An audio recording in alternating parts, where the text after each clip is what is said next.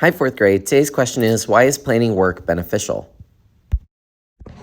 Now, many of you submitted a photo to me of either something you wanted to draw from, your inspiration, or you could even cut these out, but some of them did not even have a name or a teacher on it.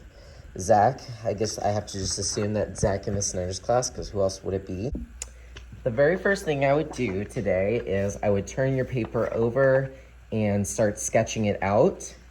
Remember, if you're going to cut something that you wanted printed, then you don't necessarily have to draw it. It could be collaged because that is one of the options for this project. Really, any option is open. But I would take some time and just create your composition. I personally like really clear edges, so I'm going to go over my lines with Sharpie, but that is not a requirement for this project. All right, I'm gonna go ahead and do some watercolor. As always, please make sure that you're cleaning your brush and cleaning your palette and not ruining it for the next person. Remember, you can choose as many different medias as you want for this project. You don't even have to choose more than one. If you really like colored pencil and you want to fill your paper up with colored pencil, fine. Great option is the texture plates and a crayon. So like up here, I want some detail on these random leaves, but I don't want to have to waste all my time because we only have maybe a day or two to finish this project. So I'm going to go ahead and give it some color. And then I'm going to go back in with something different like this watercolor. And if you look closely, you can see that the paint is rejecting the crayon over the rubbing plate. Maybe give it a little bit of a fade. Dip, let it drip, dry off. Dip, let it drip, watercolor, and go for it. Don't forget you can mix colors, get really cool ombres. I'm gonna move on to some other media. If you're ever done with something, please make sure you clean it up before you move on to something else. There's no rush today. A lot of people love using oil pastel, so that is totally an option today. What I like about oil pastel is that you can really blend up the colors and make cool ombres. So I can have this yellow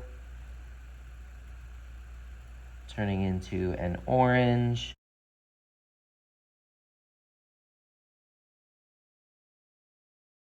Just for fun, I'm gonna put this stuff away and use some colored pencils to do kind of the greenery and maybe this bark down here.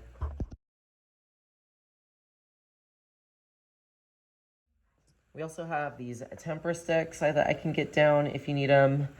These, I kind of have a love-hate relationship with them. I like that they dry really fast because it's tempera paint, but in obviously a stick form.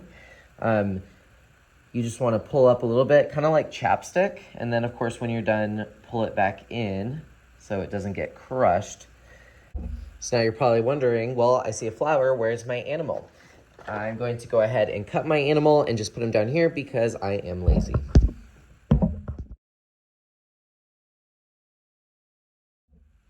Okay, and I think I'm done for the day. So I actually added some foam cubes in there so that this would kind of look 3D, like coming off the paper. So that can be something I can get for you if you'd like. Anyway, I might work on it a little bit more next time. If you could, please get a photo in your portfolio, especially if you finish in our mixed media unit, so our final unit of the year. We're probably gonna get one more day, hopefully, to work on this. So if you don't finish today, it's okay, and we will figure it out another time. Don't forget to clean up your table. Don't be like me, leaving all this crazy stuff out. If it is wet, put it on the drying rack, make sure it has your name. And if it is dry, just put it on the back counter and I'll make sure that my next grade level doesn't touch it. Have an amazing day, and I can't wait to see what you come up with.